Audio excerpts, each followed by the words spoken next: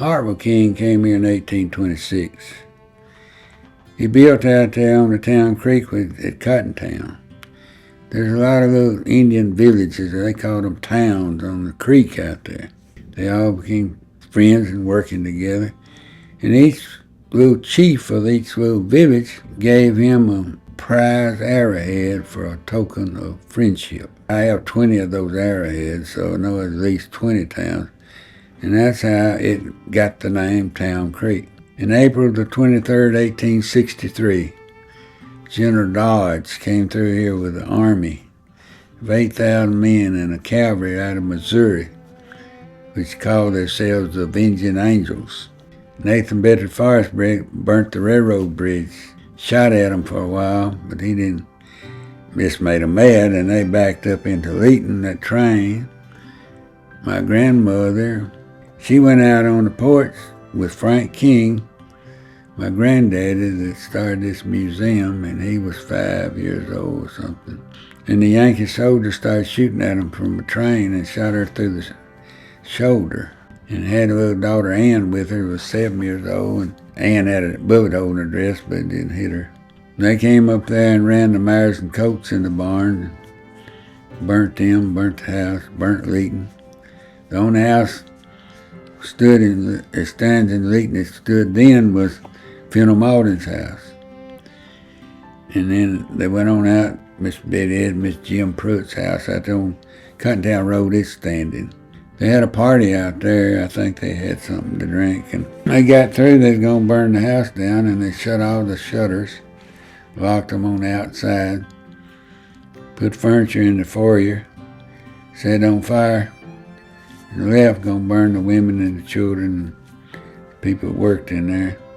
But they put the fire out with quilts and stuff. They took all the doorknobs off the doors. And Miss Jim Pruitt, Miss Betty Evans' mother, she said there'll never be any doorknobs on these doors until those Yankees bring them back. They still don't have any doorknobs, and I don't think they're going to bring them back.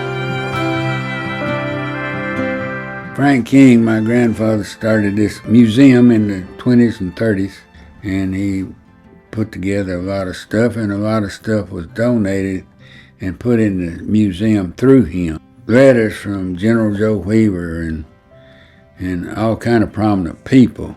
The museum was moved to Leeton later.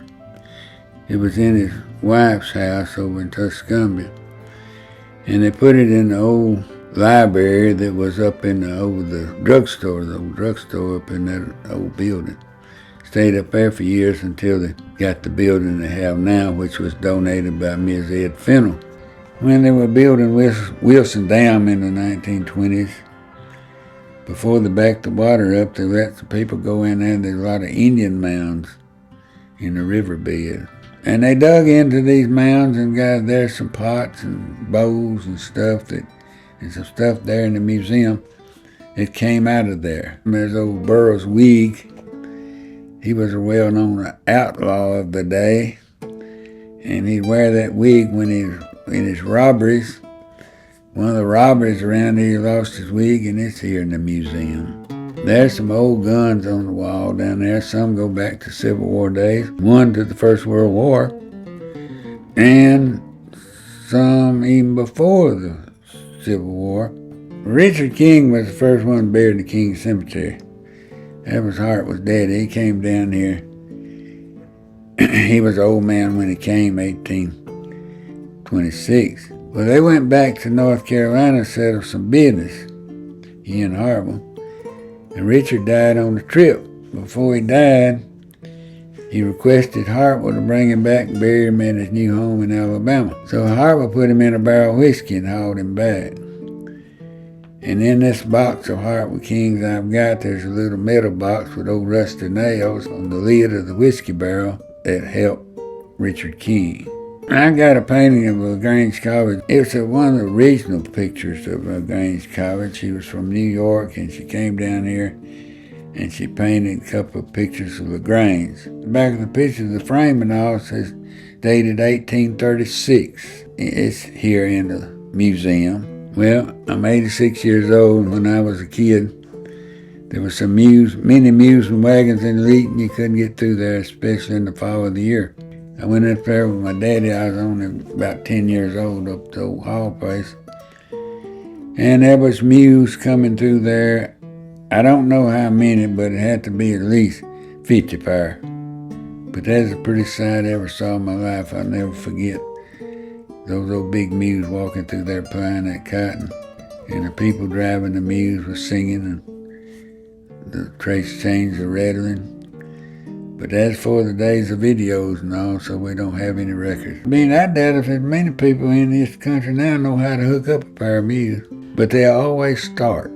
You don't have to worry about jumping them off. I remember Leeton when there was three cotton gins, a hotel for cotton buyers, general merchandise, and grocery stores, and mechanics, and blacksmith shops where they repaired wagons and buggies and all-time things like that. And there was always a lot going on. Mother would send me to town with some frying-sized chickens in a basket of my bicycle with the head sticking out the sack. We'd trade them at the grocery store and carry butter and milk and trade it. Bring back to the store what she wants and some money. And people in those days, you go to the store to buy your chicken, you bought it live out of a cage in the back of the store. And you put it in a sack, and they cut a hole in the sack and stick his head out. And you'd see women going home with a new chicken to go home cook for dinner with his head sticking out the sack, walking down the street. Now, I don't think any women now would wring a neck on the chicken and pick the feathers to have breakfast in the morning, but I've done that too. As I went down in the river to pray, studying about that good old way, and who shall wear the starry crown, good Lord, show me the way.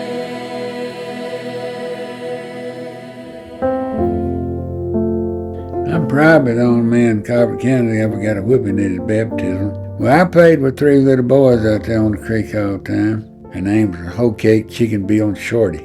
Brother Heffin was the preacher at Leeton. That was Senator Hal Heffen's daddy.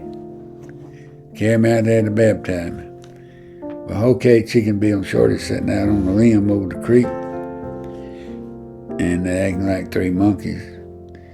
And I was paying them more attention than I was Brother Heffin. And when he put me under, I like to drown. Water came out my nose, coughing and carrying on. Everybody left. But Daddy kept me down there and whipped me for not paying attention to the preacher.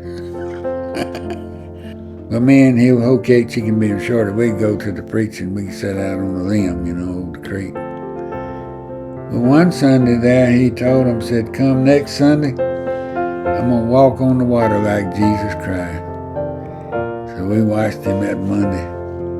He built a little platform on the water about 3 or 4 inches deep, and the creek wasn't waist deep. He worked on it Monday and Tuesday. When he got through, we went out there and took the middle plank out. When it come time for him to walk on the water, he wrapped a sheet around him. He got out in the middle of the creek and down he went. The sheet floated down the creek. All his congregation left, and he's standing up there hollering, I know who did it, and I'm going to kill all of you. He said,